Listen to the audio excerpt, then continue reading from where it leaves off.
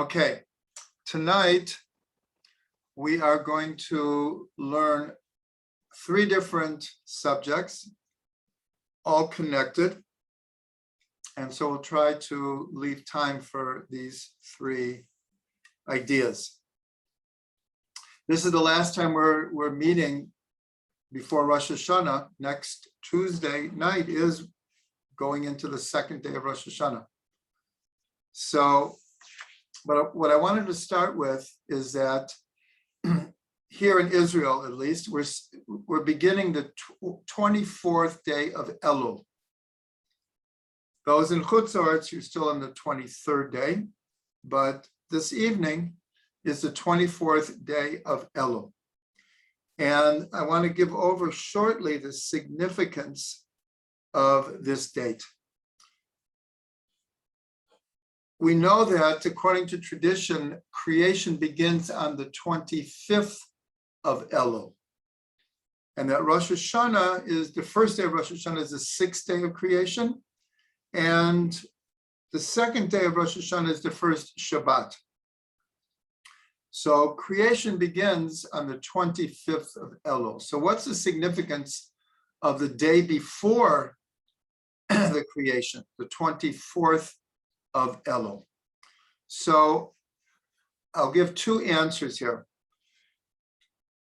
This is a Torah I learned from Rav Ginsburg. It goes back to the Arizal and the Rashash, the 2 great Kabbalists, that if creation begins on the 25th of Elul, well, we know that there were previous worlds.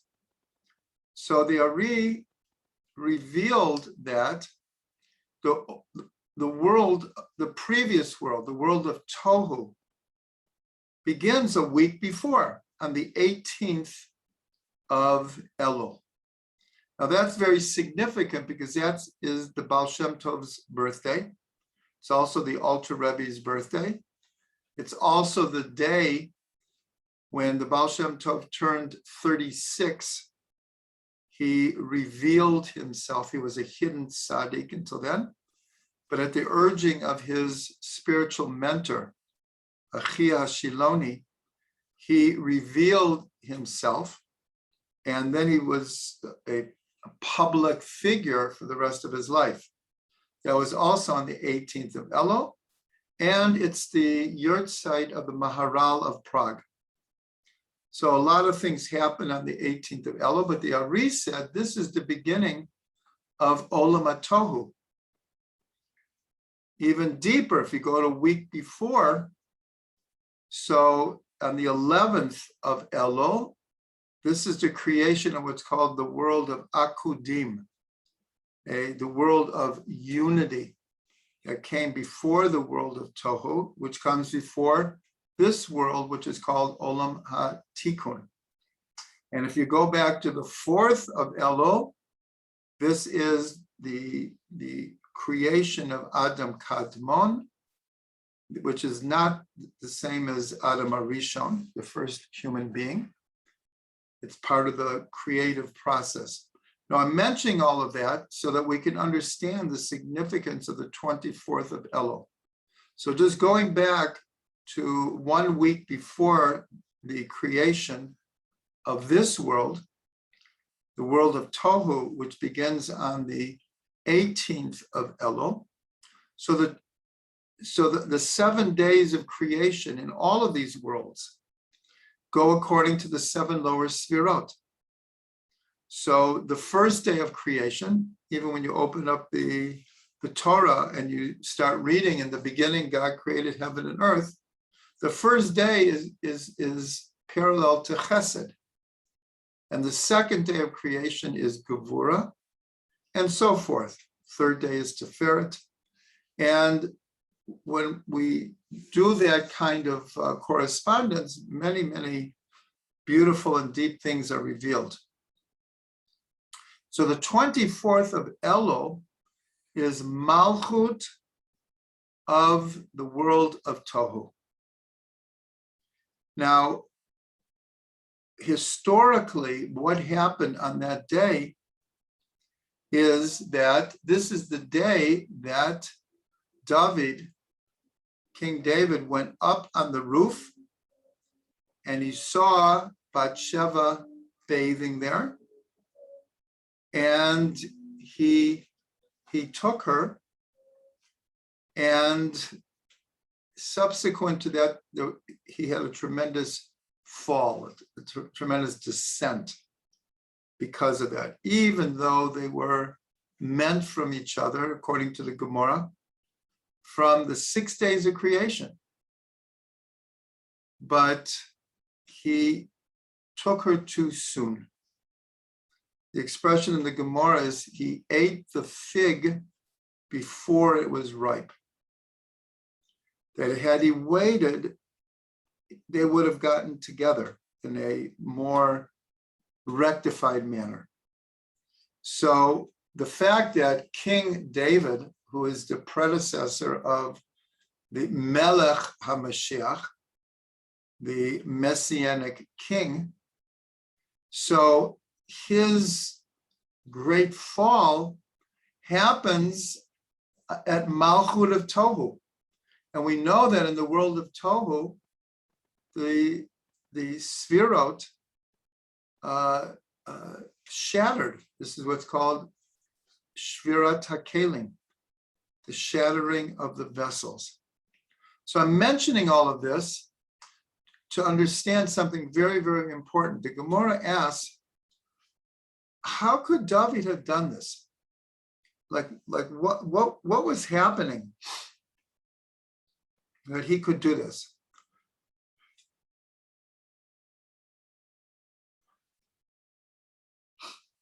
Almost sneezed. So the Gemara answers, in order to show tshuva to the individual. The same question is asked about the generation that received the Torah in Sinai and 40 days later made a golden calf. The Gemara asks the same question. How could it be? How could it be 40 days after the greatest revelation in the history of mankind, could they turn around and worship a golden calf? And they answer the same thing, in order to show tshuva to the multitude. And that's the whole idea. We're in the Chodesh Elul, we began Slichot, we're saying the Shlosh Esrei Midot HaRachamim, the 13 aspects of compassion, which were revealed as a result of the sin of the golden calf, where God reveals that even a sin as terrible as that can be forgiven. And so that paved the way for tshuva for the multitude. So David falling on the 24th of Elul, Malchut of the world of Tohu, represents that tshuva comes before this world. That's why the sages say 7 things were created before this world. And one of them is tshuva. Meaning without tshuva, if you remember the Midrash, that God thought or wanted to create the world strictly from the aspect of straight judgment, straight midah k'neged midah, measure for measure. Whatever you do, that's what you get back, which does not leave a place for tshuva. And the Midrash continues that God saw that the world could not exist without tshuva, that human beings could not exist without tshuva. And so the significance of this day is that this is the sphere of Malchut shattered. David HaMelech fell on this day. But what comes along with this? The possibility of tshuva. which precedes the world. So the day after the 24th, we begin creation, Olam HaTikun. So this, of course, is a very, very, I know it's very Kabbalistic, but the idea is so basic going into Rosh Hashanah and Yom Kippur, is that we really believe in tshuva. We really believe that a person can change. And I just heard this from Rav Ginsburg, and I just never heard him express it quite as simply as this. We have a tradition that God created the world yesh mi'ayin, something from nothing. And this in itself is a very, very paradoxical, mystical idea. That we're not going to get into, but what follows from that is that the world is being recreated at every split second. We say it in morning davening 2 times. The wording is a little bit different, but Hamachadesh betuvo b'chol yom tamid maseh bereshit. God renews the works of creation every single day. So Chassidut came and said, it's not just every day, it's at every split second. And so Rav Ginsburg said just the other night, he said, what's so important about this concept? That God is recreating the world at every split second. And he said very simply is that when we understand that concept and we believe that concept, then we understand that we can renew ourselves at every split second as well. Not that that's an easy thing to do, but just knowing that that's what tshuva is, knowing that I can change. I can change direction. I could do it even radically. I can make a revolution in my life. I can change not only my actions, but the way I speak and the way I think. Again, this doesn't mean that it's simple, but understanding that God is recreating the world at every minute means that I can look at the world differently every minute, and I can be something different at every minute. That is so connected to Rosh Hashanah, as we will discuss more in the 3rd part of the class when we get to the shofar. Okay, so that was an explanation of the 24th of Elul and the great significance. Now we're going to switch gears a bit, and I'm going to give over a whole Torah from Rav Ginsburg about the connection of the whole month of Tishrei, but especially Rosh Hashanah and Yom Kippur, but it's really the whole month of Tishrei, and its connection to the idea of emet, of truth. Now, in the Sefer Yetzirah, every month is associated with many things, but one of them is a sense, a chush. And the sense of the month of Tishrei is touch. Of the 12 months and the 12 senses, 5 of the 12 senses are the physical senses that we know of: sight and hearing and smell and touch, and what did I leave out? Taste. So the chush for this month is touch.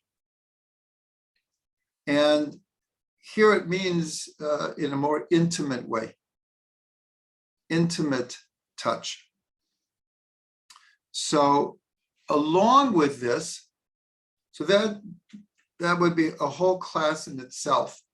But along with that, Rav Ginsburg explains that each month also has what we'll call a certain connection to a sphera, and that the connection to a sphera and also to a attribute. And so he connects it to the attribute of emet, of truth. And he begins by explaining, there's a verse that says, Rosh devarcha emet. The beginning of your speech is truth. Now we know that God created the world through speech. We say it every morning, Baruch she'amar v'haya olam. Blessed is the one who spoke, and the world came into being. But here we're saying, Rosh devarcha emet. The beginning of your speech is truth. Now, it's interesting, if you take the first three words of the Torah, Bereshit bara Elokim, and you look at the last letters of those three words, not in the exact order, but they spell out emet. They spell out truth. So that's what it means, Rosh devarcha emet, that creation and God's speech are intertwined with this idea of emet, as we will try to develop that right now. So as we mentioned before, the sixth day of creation is Rosh Hashana. And as we said, each day of creation is connected to a sphera. And so the sphera of the sixth day is Yesod.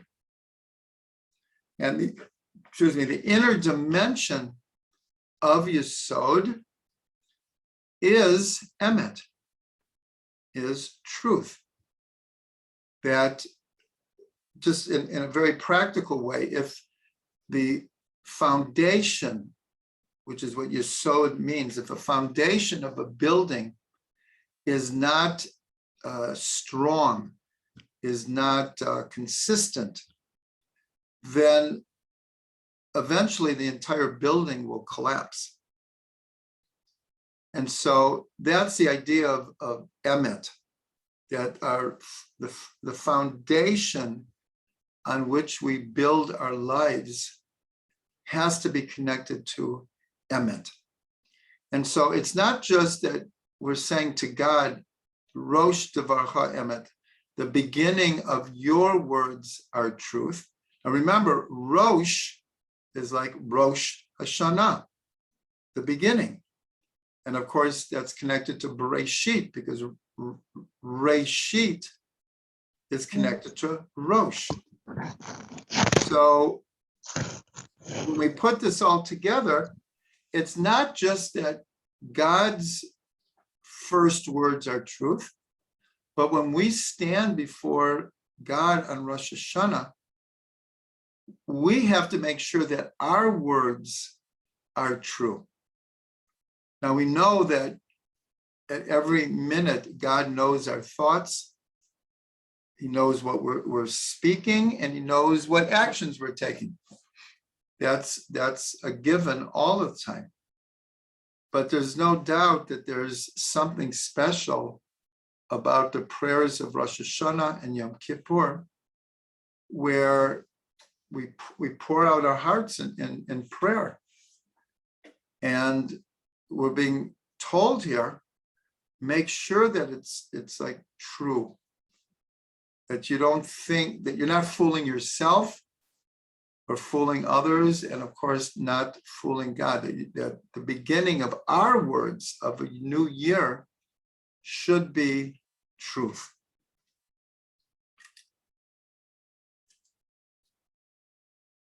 So he said that if you take the last letters of the first three words of the Torah, it spells out emet, but not in order.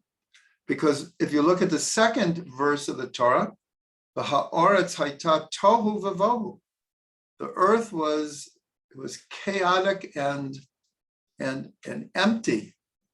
And this, of course, alludes to, because it's talking in the past, this alludes to the world of Tohu, which preceded this world. So it makes sense that the letters of Emet are not, they're there, but they're not in the exact order. But if you look at the last three words of creation, the Shabbat of creation,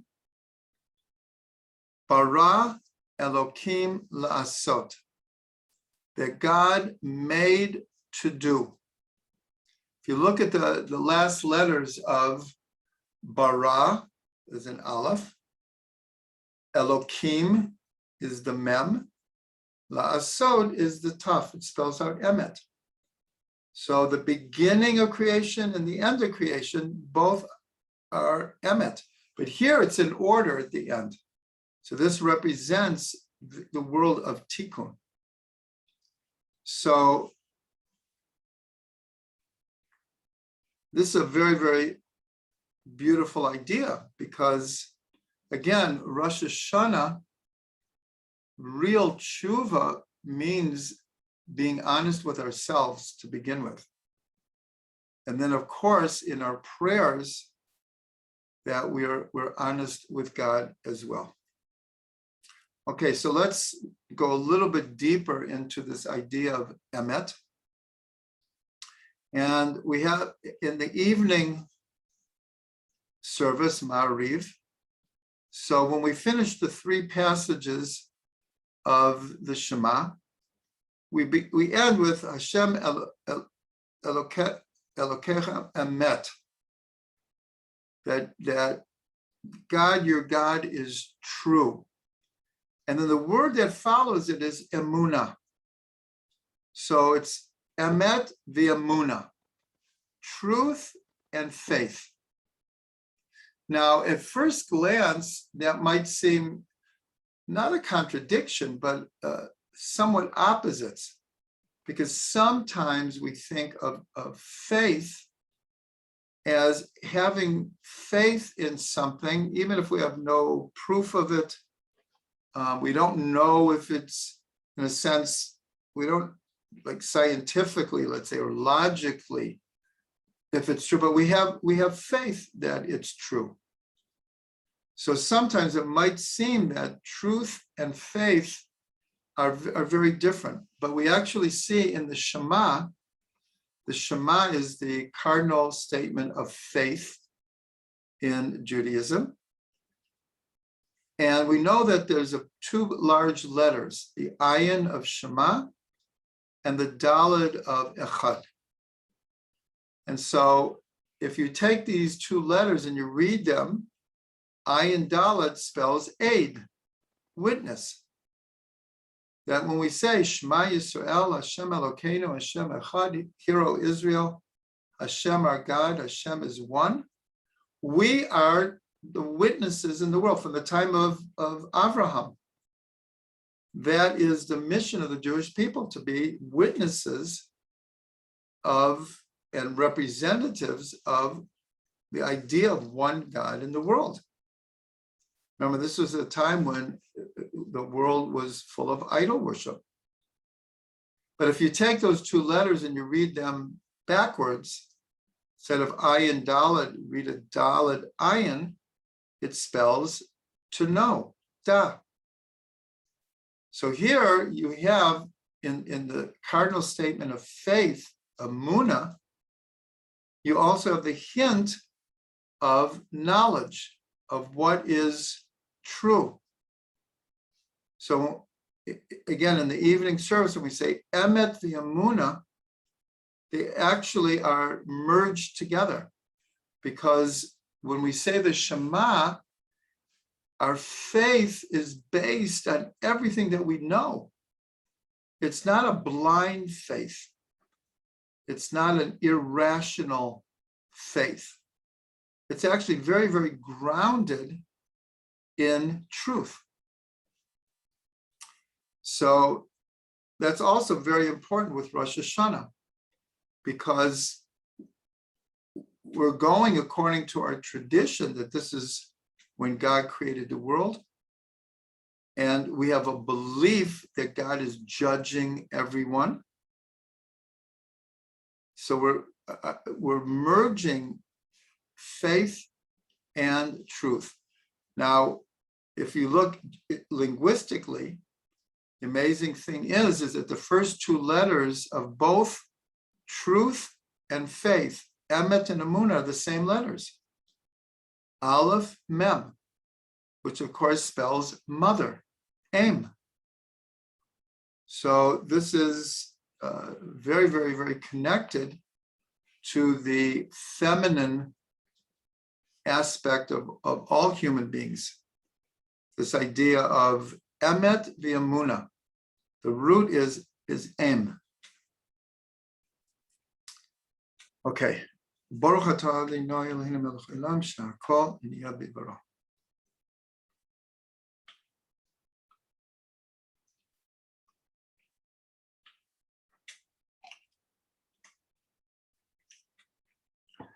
Now, one last idea before we get to shofar about truth, emet, is that emet in gematria is 441. And it's actually 21 squared. 21 squared equals emet. So here we have in the unique name of God that is only mentioned one time in the entire Tanakh at the burning bush, when Moshe says, "Who shall I say sent me?" When the people ask, when I go back to Egypt, they're going to say, who sent you? And God first answered, Ekia asher Ekia. I will be that which I will be. It's pointed out that the name Ekia equals 21, but the name appears twice. So when you square 21 or 21 times 21, you get emet. So this special name of God is very, very connected to the concept of emet. But Rabbi Ginsburg revealed another amazing thing about this gematria, is that we're told that a person has two, in a sense, natures. One is called Teva Rishon, our first nature. Now, this is the combination of DNA and mazal, and what family we're born into, and nature and nurture, not one or the other, but nature and nurture is our first sense of who we are. And in a way, we don't have that much choice over that. When we're born, into what family we're born, what religion we're born into, what race we are, all these things are given, are the cards that we're dealt. But then there's something called Teva Sheni, our second nature. And this is what a person does with the cards that they're dealt with. And we know that there are people who are dealt like a really good hand. Like, they're born into a rich family and they have a high IQ and they're handsome or beautiful, whatever it is. And in the end, they could be totally self-destructive and like blow the whole thing off. And chas v'shalom, it ends up a disaster. And there are other people who seemingly are dealt a very difficult hand. I don't have to go into all the explanations, but either physically or mentally or financially or parent-wise or peer group or time of history they're born into, very difficult circumstances, and people make the best of it and overcome all kinds of obstacles. So that's what's called Teva Sheni. Teva Sheni is what we do with the hand that we're dealt. So it turns out that this phrase Teva Sheni equals emet, equals truth. Because we could say, well, which is the real person? The natural inclinations that we have, or what we do with them? The spiritual, emotional, psychological work we do. So here, now, this is, I mean, there are many good things about Teva Rishon, about our first nature. But the idea here is that we're born into this world, like the name of the game is Tikkun. That's why the Arizal called this whole reality Olam HaTikkun, the world of rectification. So this has to do, obviously, with Elul and Tishrei, that this is the time for us to really try to make tikkunim, to really try to make the positive changes that we want to, that we need to, that we desire to. And of course, it's hard work.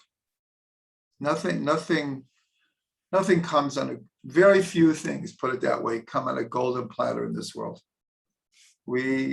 Everyone knows in their own way that we have to work. We have to work on every level. So that's just a very important thing about Teva Sheni, equaling Emet. Okay, now the third part of this class, a little bit about shofar. And if anyone was here on Sunday night, just looking quickly, there were some of you who were here Sunday night. We started talking about shofar. So, but I'm going to continue, because there's so much you could say about shofar. But since that is in a certain way what everyone really looks forward to on Rosh Hashanah, and for good reason, because it's a very, very potent, powerful time. So I want to just pick up on one idea, one flow of an idea. And again, I'm going to quote Rav Ginsburg, who said, if you take the word shofar, it's a combination of two words, really, Peru or Ravu. The shin is like the introduction, but the other letters of shofar, the vav and the pei and the resh, are very connected to Peru or Ravu, which means to be fruitful and multiply. The first mitzvah of the Torah, to be fruitful and multiply. So that is the first mitzvah in the Torah. And it's brought down that the first mitzvah of the year really is, from the Torah, is blowing the shofar. So there's a deep connection between blowing the shofar, the letters that make up the word shofar, and the idea of being fruitful and multiply. So the tribe of this month, like we said before, in Sefer Yetzirah, there are many, many associations with each month. The month of Tishrei is associated with the tribe of Ephraim. Ephraim, the root of the word comes from pri, which means fruit, fruitful. So the tribe of this month has to do with fruitfulness. And Rashi explains in the Chumash why is he called Ephraim, and what's its connection to the land. So Rashi says that because the land Nachalah, the inheritance of Ephraim, was in the most fruitful part of the land. And it just happens that the Moshav is in the inheritance of Ephraim. So this idea of being fruitful and multiplying, so this is very, very connected to the tradition that 3 women were answered to have children on Rosh Hashana: Sarah, Rachel, and Hannah. Spells out Serach, like Serach bat Asher. Serach, the daughter of Asher, is Sarah, Rachel, and Hannah. All of them had a great desire to have children. And according to tradition, their prayers were all answered on Rosh Hashanah. This is the simple reason that the Torah readings for the first and second day have to do with the birth, especially the first day, have to do with the birth of Yitzchak. And it even says that God remembered Sarah, and she gave birth at age 90 to Yitzchak. And also the Haftorah of the second day of Rosh Hashanah is the story of Hannah and her heartfelt prayers to have a child. And she does. And we read about it in the Haftorah, and then she sings one of the 10 archetypal songs sung throughout creation. So here again, we see that there's a certain theme that runs through Rosh Hashanah having to do with being fruitful and multiplying. So what we can learn from this, and now we're going to see the connection with deeper connection with shofar, is that not only is God recreating the world, now he's recreating the world at every split second, but Rosh Hashanah is the new year, and there is a theme of the beginning of creation. But on a deeper level, what's happening in Rosh Hashanah is that we are giving birth to ourselves. That's the deep message here, that we have the possibility of giving birth to ourselves. We don't have to be stuck. We don't have to live by routine and rote. We can renew ourselves, and we can do tshuva, and we can start again. So of course, these are very, very important themes that we could already be thinking and contemplating and planning and doing already. That's what the month of Elul is all about. So now, just to take this idea, if you look at the Seder of blowing the shofar, I'm just going to show it here, where you can see it here. You have tekiah. Actually, it's actually here. Tekiah, shvarim trua, tekiah. Tekiah, shvarim trua, tekiah. Tekiah, shvarim trua, tequila. So here we are blowing in sets of 9. I hope everyone can see that. That's the secret of blowing shofar. And we do 3 sets of 9 and 3, and you can see it again here. So this is the tekiah, shvarim tekiah. But you see it's a series of 9, and again, a series of 9. And we know from Pesach night, when we sing the song Echad Miyodea, who knows 1? Who knows 2? When you get to 9, who knows 9? Tisha Yarchei Leida, the 9 months of pregnancy. So here we see a clear connection. But it's even deeper than that. The trua is made up of 9 short blasts. It can be up to 100, but it has to be a minimum of 9. The shvarim, each one needs to be at least 3 counts. 3 times 3 equals 9. And the tekiah, which is just 1 blast, has to be a minimum of 9. So even audibly, and the way that we blow shofar all has to do with 9s. And 9s have to do with giving birth. So this is really one of the deepest themes of Rosh Hashanah to keep in mind, and even already, that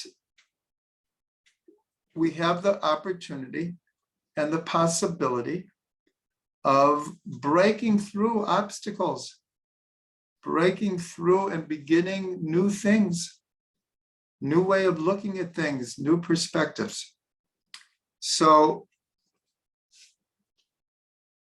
I'm going to end here. There's so much more, but this is a good wrap-up place. So I just want to give everyone a bracha from all 3 parts of our class tonight. We began with the 24th of Elul, Malchut of the world of Tohu, which shattered. David fell, but he got back up. And not only that, he showed everyone how God forgives and God accepts and God atones. And then we learned about the idea of emet. And so the first part is just, if we're constantly falling, all of us. That's why it says, Sheva Yipol Tzadik V'kam. A tzaddik falls 7 times and gets up. And sometimes it's 7 times a day, but we can get up, and God will help us get up. So I want to give everyone a bracha, just to know that no matter how low we fall or someone else falls, we could always get up, and we can always help others get up as well. And Rosh Devarcha Emet, the beginning of your words are true. So I bless everyone to be able to open up their hearts on Rosh Hashanah and just speak truthfully to God from the bottom of our hearts. And the last part of the shofar, and being fruitful and multiply. So this should be a year of great fruitfulness, and we should multiply our mitzvot, our good deeds, that God should shower us and our families with good health and parnasa. Those who need to get married should find their soulmates, b'sha tova. People waiting for children should be blessed with children. Grandchildren, we should have nachas, and everything good.